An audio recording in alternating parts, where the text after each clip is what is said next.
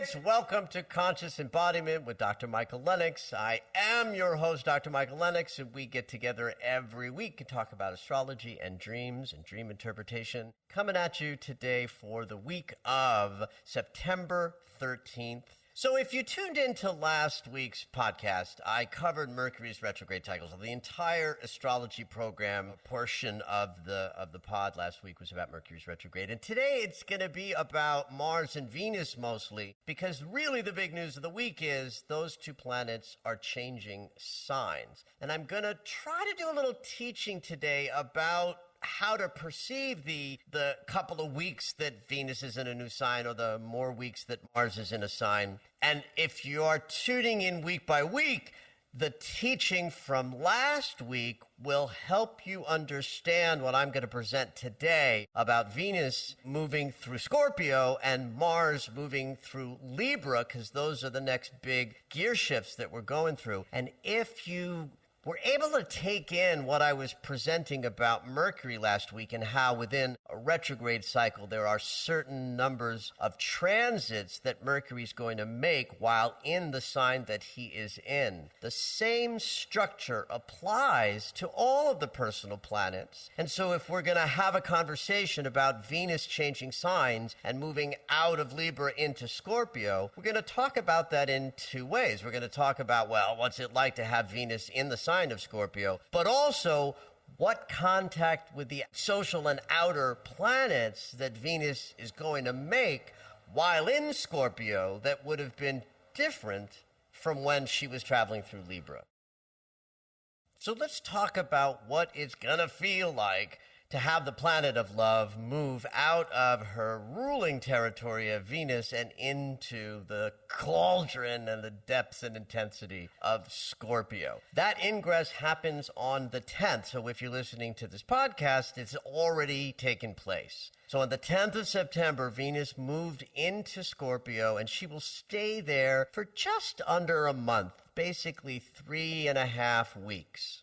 Venus is the planet of our emotional body. So all of the ways that we experience, of course, the giving and receiving of love is Venus's arena, but also just how we process our emotions. And now, that's not the same thing as the moon's connection to our emotionality. So let's clear that up for a moment first, right?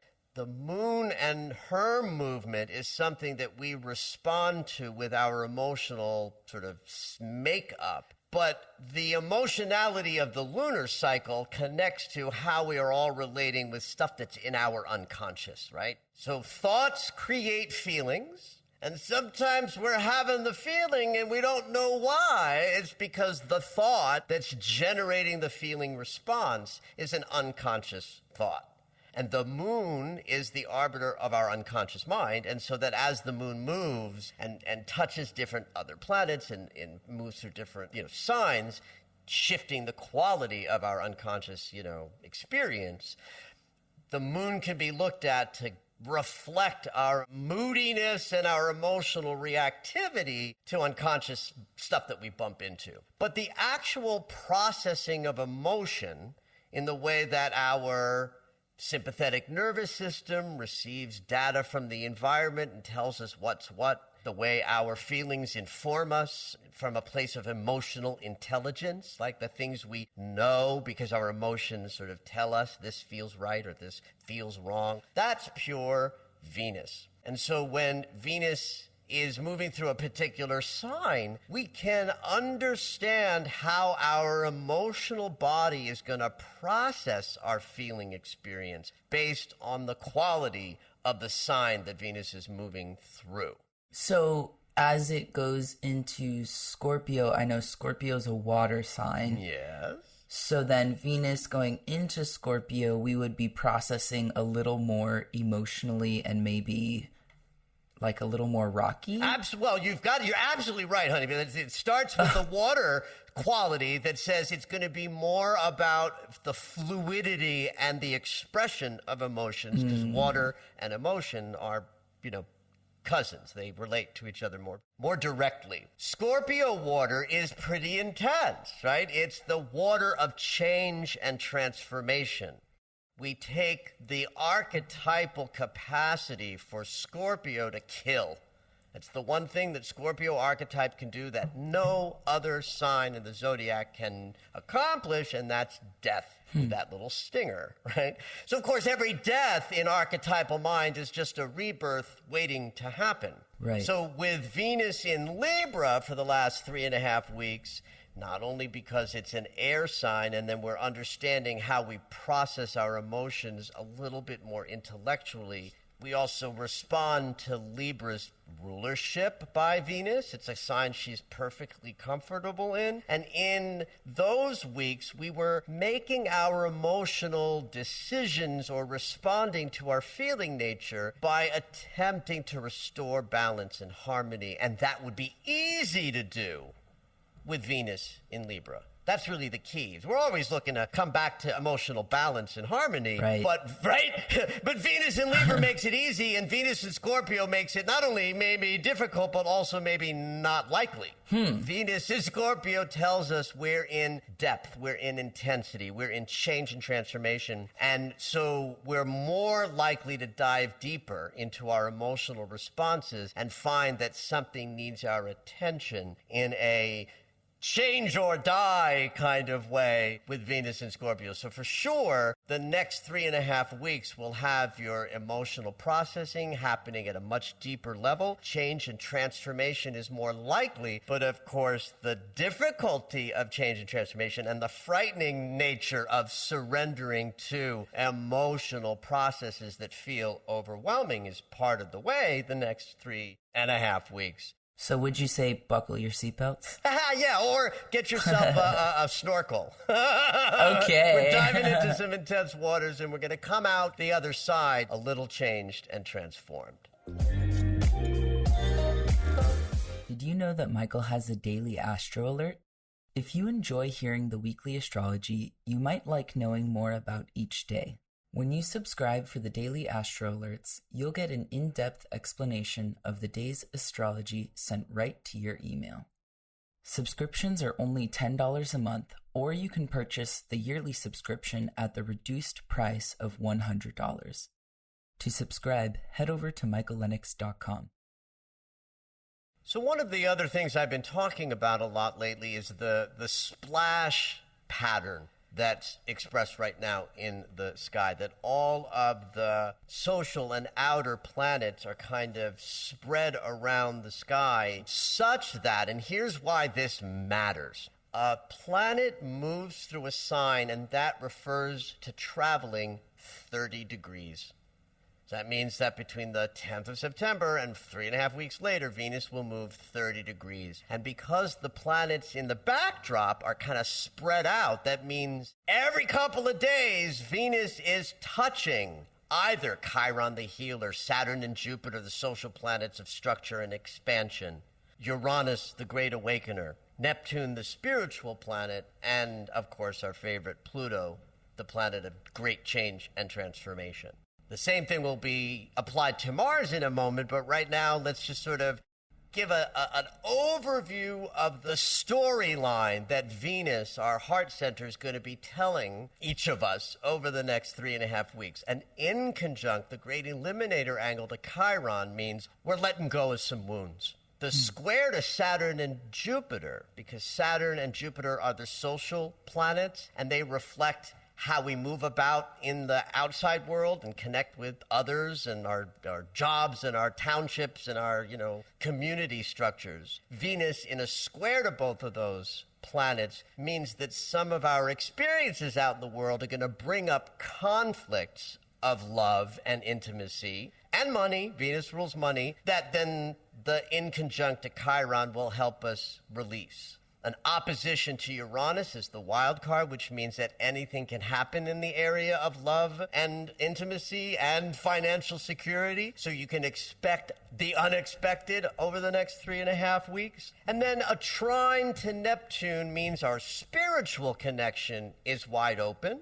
A sextile to Pluto, that's productive energy with the shadow, means we're actually capable of going into deeper territory that might otherwise be a little frightening. Use our spiritual connection sensibility to feel safe while the opposition to Uranus brings up something unexpected and the inconjunct to Chiron allows us to let something go that inhibits our ability to give and receive love at a greater level. So it's going to be an intense couple of weeks, isn't it? Absolutely. It's going to be a little bit more emotionally deep and intense than it was last month. The other planetary ingress of the week is Mars. On the 14th, Mars is going to move out of Virgo into Libra. Now, this actually is a bit of a big deal because Mars is not happy in the sign of Libra. In fact, there's a thing called dignitaries in astrology, which are just different categorizations of whether or not a planet is happy or unhappy in a sign. There's lots of neutral signs, and there's lots of signs where Mars excels and rises up. But Libra's not one of them. What does that mean for, like, the lay person? Okay, you know, I'm question. sitting here listening, and you're saying Mars is going to be unhappy. Well, what does that mean? All right, why do you care? And how is a planet unhappy? So the social planets reflect our experience quite directly. Right. So if I say, let's talk about Mars, if we took astrology out of the picture and we just replaced certain key words like planets or Mars or Libra, we would say things like how you make decisions, how you take action once decided. These are Mars aspects of behavior. Okay. It's the masculine planet of doing. And so you, Zoe, are a doer and a beer, right? So part of your experience is the things you do. And then there's the other part of your experience might be the way you feel. Right there, that's Venus and Mars. Mars is what you do and how you do it. And Venus would reflect how you feel about the things that life is bringing you.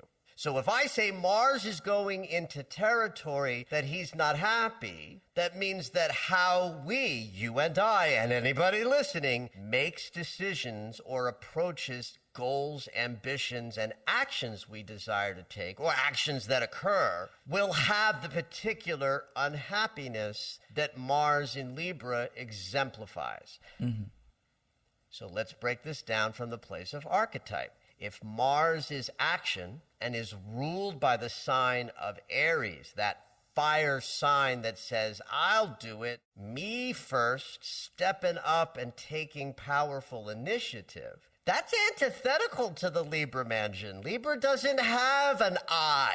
Libra has a we. Libra is the scales of balance and harmony, where the impulse is always to come back to center.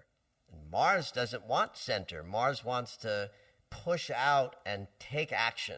Just go forward, keep going forward. Right.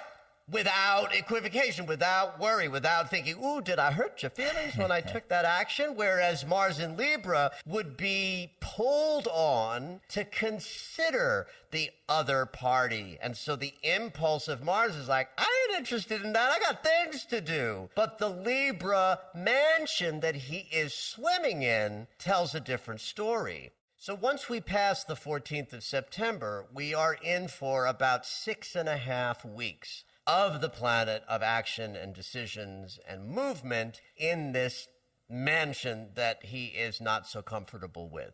Here's a quick way of also understanding, what I might be talking about. I happen to have Mars in Libra in my natal chart. So I have this debilitating placement. And so you work with me long enough to know that there's this way I show up in the world that is just so warm, loving, easy, open, yummy. And then I get a little triggered and that just goes away. And that's Mars in Libra, that I have this anger that can come out of nowhere. And the reason it can feel like it's coming out of nowhere is that I live in this illusion that there is no anger. Mars in Libra, balance and harmony, but life happens. And so when I am triggered, I have to pay extra attention to, am I being too reactive? Is this something where the anger is harshing the Libra buzz. And, so the same thing can be applied to Libra in transit. Now, all of us for the next almost 2 months have to be a little more mindful of our anger responses and how we make decisions, because we might not be quite as clear and forward moving as we think we are, or we might get caught off balance by something that's bothering us that we're trying to make, okay. And then when it's not okay, the reaction energy will be greater because Mars is in Libra and doesn't know how to balance the masculine and the feminine. I will, of course, speak about this week by week as we move through the next couple of months, but I will just sort of give an overview that in terms of the transits with other planets that Mars will be making during the next 6 to 7 weeks, there's some intensity that might make the debilitation of the sign placement a little bit more activated, and therefore kind of an important, not warning exactly, but for everybody to be on notice of this potential for sudden outbursts of unreasonable, angry response with Mars in this sign.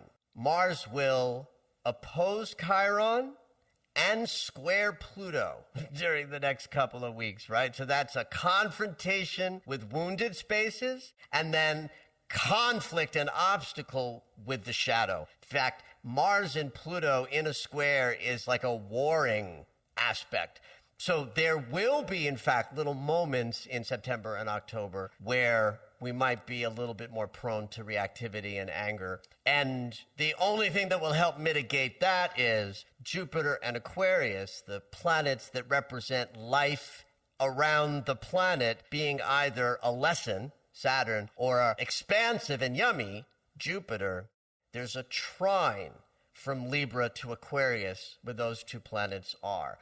So we get a little smattering with Mars in Libra over the next 6-7 weeks of both confrontations with the shadow and a need to go even deeper into the healing experiences that we're each moving through, and a sense that it won't be as difficult as it might be because Mars is also in harmonious geometry with the two planets that actually reflect our experience out and about in the world as we move and go.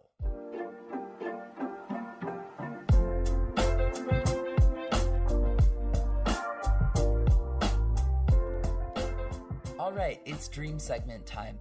Every week, Dr. Michael will interpret dreams that are sent in via email or take a live caller. If you would like your dream interpreted on the podcast, you can go ahead and email us at dreams@michaellennox.com. Hopefully your dream will make it onto the show.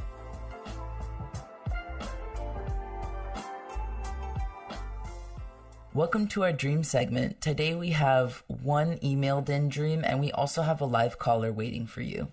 Oh, yay. I love that. Yeah, so I thought this one was interesting in particular because you've mentioned in the last few episodes about what it means to be in a house in your dream.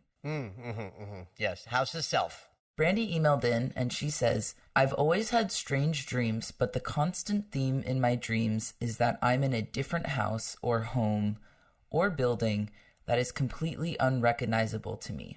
Some of these are decent enough dreams, but sometimes they are unsettling. It would be interesting to me to get your perspective on this. I do have a dream interpretation book, and I think I had read that it had to do with my body or something like that. I am excited to see what your thoughts are on this. Well, this is a marvelous opportunity to talk a little bit about the principle, not only of dreaming in general, but how house dreams as a style sort of reflect this, what our dreams are designed to do. So let's start with that for a moment. From my perspective as a psychologist, as someone on the spiritual path, and as someone for whom dreams rose up very early in life as, something dynamic and exciting to pay attention to, one could say that the value of dream work, the value of knowing what you're dreaming and paying attention and then maybe diving in a little bit, is to know oneself better, right? Self-investigation through the one regular human experience that is consistently shining a light into your unconscious experience. So by that token, every dream is about yourself, at least in the perspective that I work with, that most sort of depth psychologists work with, where the dream is considered a reflection of yourself and every aspect of the dream is some representation of you, where every person in the dream is an aspect of your thinking and your personality, and the scenarios you find yourself in have great meaning as well. Then within the lexicon of symbolism, because homes represent so much of how we understand who we are, then in dreamland, the home is a symbol of the self.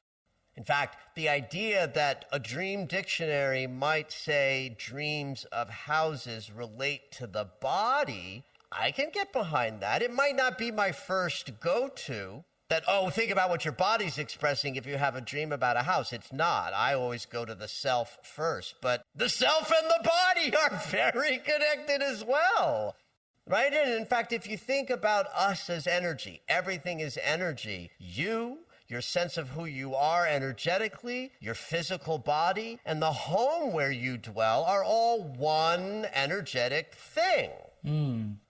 So the dreamscape just reflects that as a fractal of different symbols that might reflect different aspects of how one is feeling about oneself at the time of the dream. In fact, this dreamer says, some are decent, some are unsettling. Well, one thing to be, in consideration of a decent dream of a house is to understand you're in a place where self-assessment is, going well, or feeling harmonious. Nothing maybe needs any attention. Where the unsettling dreams is like the unconscious mind coming along and saying, hey, something's up, we're uncomfortable, we're in process, we're learning something, or we need to look at something we've not been looking at. That might show up as the unsettling house or home dream. I love that some of our dreamers already have their own dream interpretation journeys, and that they're like, I think this, but maybe that. So it's nice to be in full conversation with our listeners, rather than dropping a quarter in the Michael Dream interpretation machine. Right. Well, you speak to something that's an interesting conflict for me as someone who has this gift. That I hear a dream and I say, this is what the dream means. And I do that in an experience that feels to me like channeling divine wisdom. And part of how I know I've been good and successful at this is because I've had thousands and thousands and thousands of experiences where I offer an interpretation and someone goes, oh my God, that makes so much sense. Something I have not experienced is someone going, oh, well, I don't believe that, or I don't agree with that. I mean, maybe people are being polite if they disagree internally and they don't say so out loud, but consistently, over and over again, I have this experience. But one thing that this does not dictate is that there is no one interpretation. I will have my one interpretation, but that doesn't mean that you should stop there. Right. In fact, one of the most difficult things it is for me to convey when teaching dream work is to not get attached to knowing what the dream means, air quotes, but to be in consideration by thinking and feeling into lots of different possibilities. And so it is true that in this format, by talking to dreamers when they come in live, or by the exchanges of words in emails, we can start inspiring a more fluid conversation, that the dream does not have a meaning that you must figure out, but it's a part of your unconscious self that is begging to be seen, gotten, noticed, and worked with.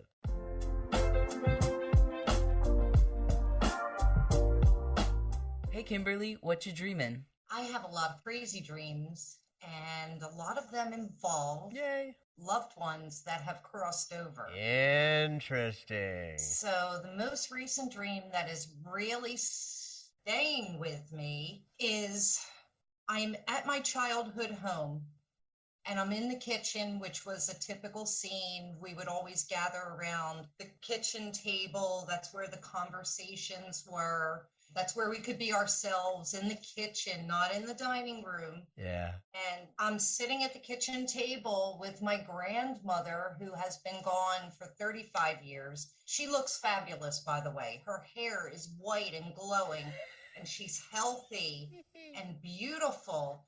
And she has her tea. And then there's my mother around the kitchen sink, and she is pouring me either a cup of coffee or a cup of tea.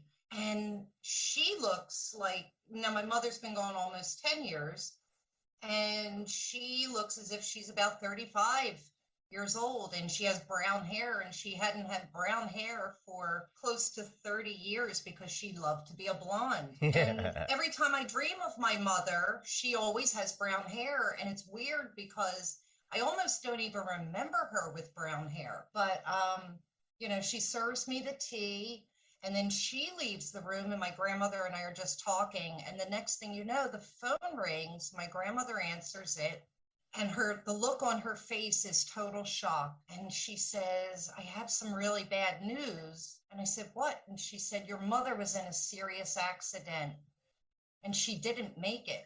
And I said, what?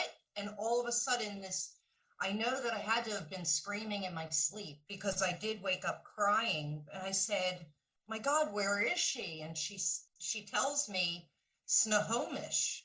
Well, that's in Washington State, and we live in the suburbs of Philadelphia. And I said, how did she get there in 5 minutes? How did she get to Washington? And my grandmother said, I don't know, but she didn't make it. And I woke up and I was in tears and crying, and it felt like I lost my mother all over again. And I think my grandfather was there as well, and he's been gone 35 years. I miss my family, of course, but as far as grief is concerned, I'm done the grieving process. Sometimes once in a blue moon, something will crop up, but I know for a fact there was nothing triggering this dream. And I often dream about loved ones, friends and animals and my family that has crossed over, which is just about everybody. So my question is, because I am a practicing shaman, so I do believe in the dream world outside of our ego and that other side and how it's showing us things. Are these visitations from the other side, or is it just some sort of manifestation of my grief, my ego, wanting them to be there, even though I hadn't even been thinking about them, so it was very strange. What say you? In this particular dream, did it just take place in the kitchen and that's it? Yes. Single scene? Yes. That's a hallmark of a visitation, honey. So we want to start with that any dream that involves a passed over loved one where the scene is singular is more likely to be a visitation dream than a message dream or an unconscious dream, because the unconscious is so multi-layered and faceted that if you're having a dream like that, you're just in the soup of images and possibilities of scenarios and places where dreams go. And so a hallmark of any visitation dream is singular location. This dream, though, has a little bit of a feel of other messages that are for you from your own psyche that must have something to do with love, the giving and receiving of love, and something about authenticity for me. First of all, you're in the childhood home, so you're in consideration of who you are based on your family lineage. It's also in the kitchen, which is the symbolic heart, the hearth, where we feed and nurture and warm everything. So the kitchen is just like the lungs and the heart, where everything passes through and then leaves, warmed and fed. And you're with the 3 generations of matriarchal lineage. Yes. So that's important, that the message isn't typical, like, oh, visitation message where the person comes from the other side and says, all is well. But it is a message dream of your matriarchal lineage where I'm going to say that grandma is saying ipso facto, if your mother didn't make it, you did. Interesting. And this hair thing, you talk about your grandmother's beautiful white hair. So that's got to be a theme in the dream imagery is grandma's hair is authentic, it's beautiful, it's stunning. I'm going to guess you're not a blonde-haired woman. Is that accurate? No, this is my natural hair. I don't color, but I am a Leo moon, so I am all about the hair. Got it.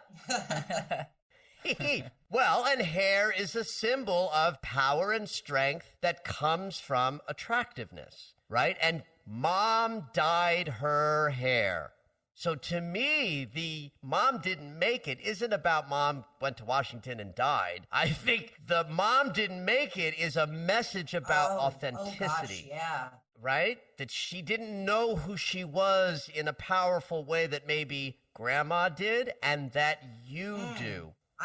And so the message is more for me when I hear this dream about that. What does the hair mean? That's what grabbed me. And I always notice the hair on everybody when they come, which is interesting. Now that counts, honey. That counts. That you're already oriented to hair as some sort of a powerful symbol. Then we have to pay attention to it. And so then again, I just reiterate, I'm sort of repeating myself here. I'm just struck by the authenticity of grandma's hair, the authenticity of your hair, and the inauthenticity of mom's hair, who shows up in the dream sort of reflecting her real self, right? Isn't she in the dream in her brunette hair? Every time I dream of her, she always has this brunette hair, and I'm like, who is this woman? I hardly remember who she would have been underneath in her authentic self. That's crazy, but it resonates with me so much. I love the idea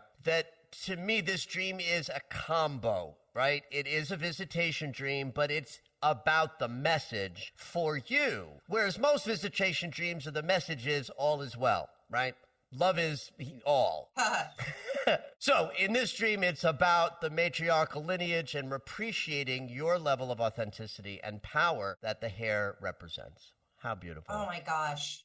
That just gave me chills. Yay! I love that. I have done my job. Yay. I know. And I wanted to bring this dream to you because I know a lot of people ask this same question about when they dream about their loved ones. Yes, absolutely. And in the spirit of that, all y'all listening, if you're wondering if the dream is a visitation, consider the scenario.